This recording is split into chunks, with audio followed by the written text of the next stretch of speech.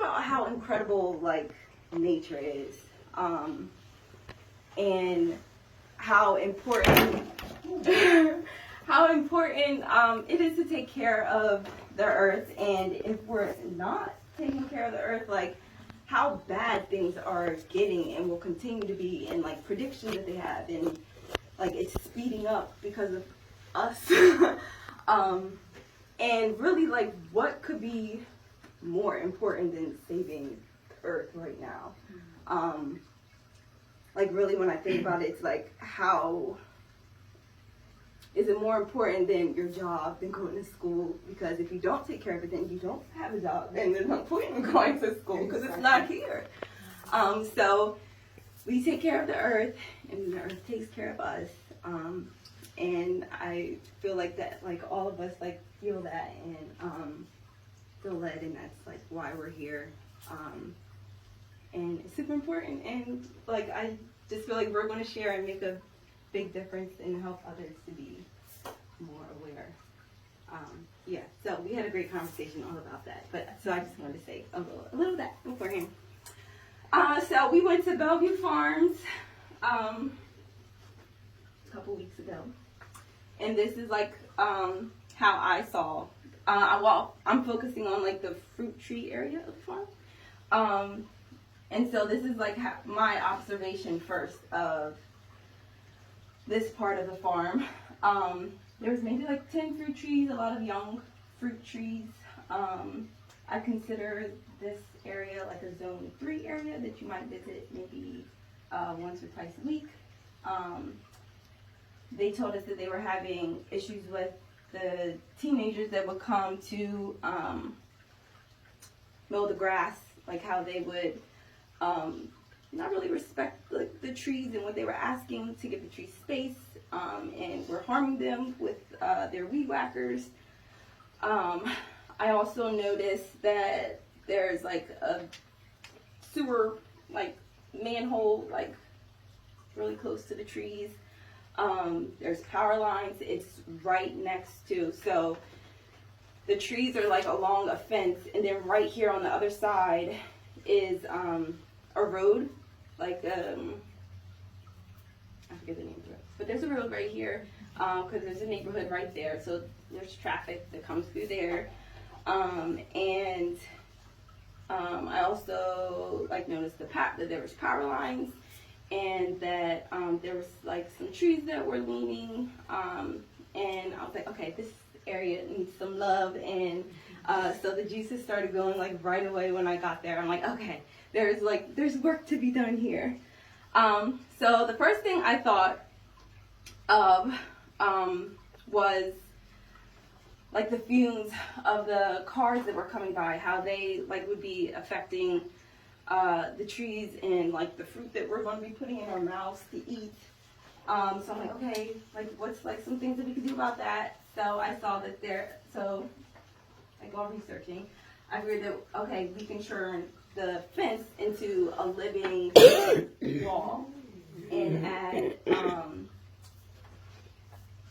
add like some honeysuckle or like something viney that would go through the fence, and create like a barrier to help filter out like before it gets to the trees. And then also like some plants that like that kind of environment right by the road. I chose Queen Anne and chicory. Can you bring that beautiful presentation up and turn it around so Mark and Crystal can see that? Yeah. Can you guys see that? Yeah, it's lovely. Okay. Yeah. So also they have like plum, peach, pear, and apple trees. There is what they're growing right now. Yes. So then we turned the fence into a living wall. That's where we are so far. Mm-hmm. And then I started thinking about, okay, we need polycultures, guilds to help help the trees to thrive more. The polycultures will include plants that that will be beneficial and bring in bugs and wildlife and that's beneficial to the trees in the area, and deter unwanted pests and break up soil and provide some sort of medicinal value for us. And the polyculture also help to shade the soil, help conserve water and suppress weeds. So the first layer of polyculture, out of the 7 layers, is the canopy layer. So for that, I chose to put in, these are, if y'all want to pass these around, these are pictures of the farm, of the area that I'm working on anyway. So yes, so the first layer is the canopy trees, and I chose hazelnut to plant there as the first one. And I think the space would hold maybe like 4 trees, so a male and a female would be needed. Oh, cool. It's actually from last week. Thank you. It worked perfectly. Recycling. Recycling. Crystal and Mark, you guys didn't catch that, but we had vegetable kebabs last week on wooden skewers. So Chelsea has used the wooden skewers recycled from last week to help.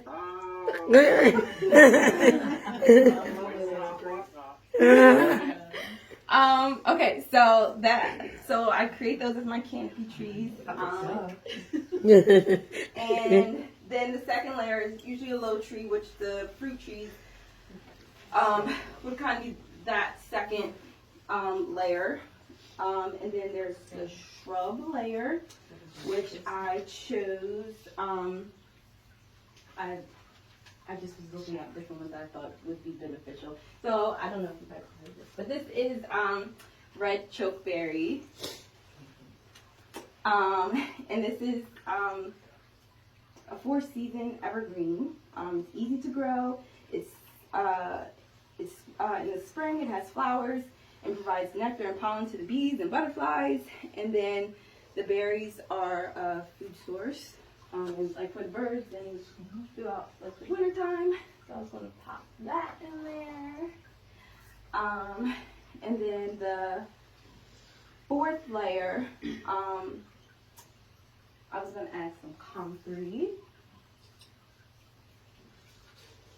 which is medicinal, and it does like a lot of great things. It's a mulcher, and it's deep rooted and returns mineral to the soil.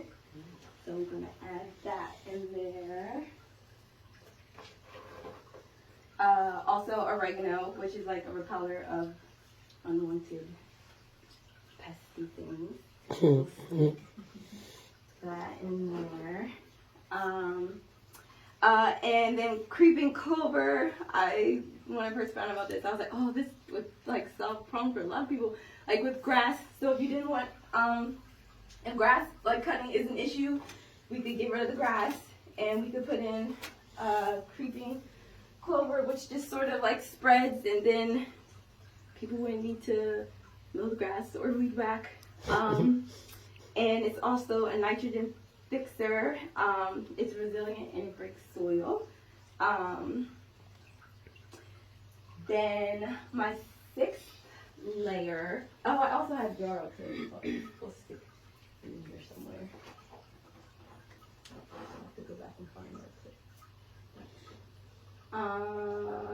Okay, so then the 6th layer, which is like the soil surface layer, I had mushrooms, and I chose oyster mushrooms, and they could be inoculated with straw and planted like up against, like near the fence, where like the living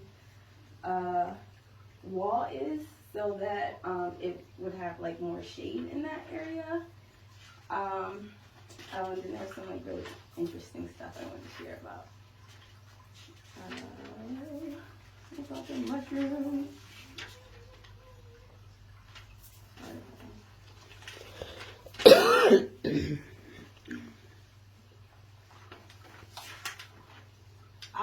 Okay. So I learned this term called bioremediation, which is a waste management technique. So, like the fumes coming from the car, the sewer system just like grosses me out, freaks me out. But what the mushrooms could do is break down the pollutants into carbon dioxide, and it takes about 16 weeks to break 95% of the toxic waste. And I wouldn't eat them. I wouldn't eat them and just use it for that purpose only. And then so it's called bioremediation, like to be used as like the waste management technique. But if you're using mushrooms specifically as your waste management technique, it's called remediation, and it just sucks it into the mycelium network and does its thing.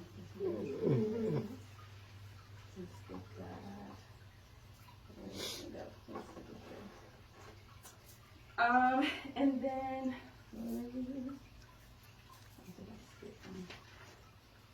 okay, and then layer 7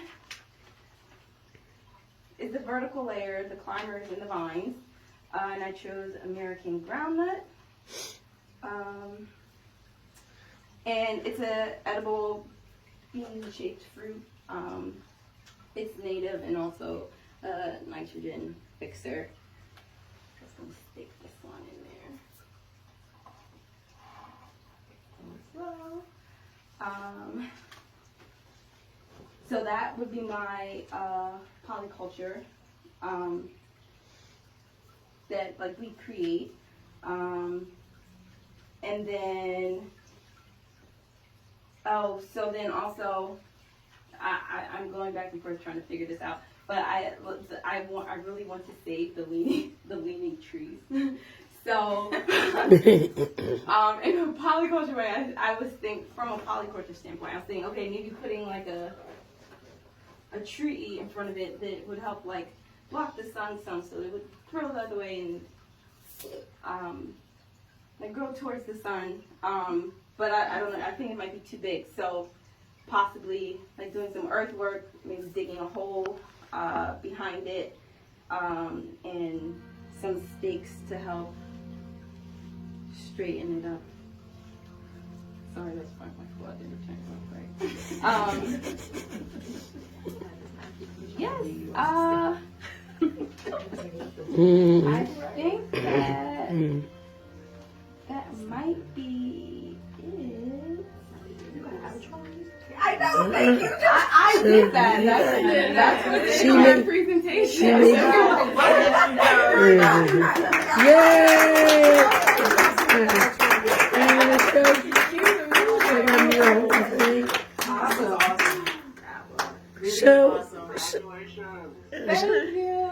So Mark and Crystal, do you have any questions for her at this point? No, I don't have any questions. Okay, or comments? Any? Excellent presentation. Okay.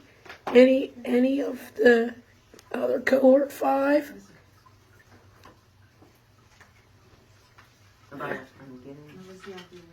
It was wonderful. Excellent.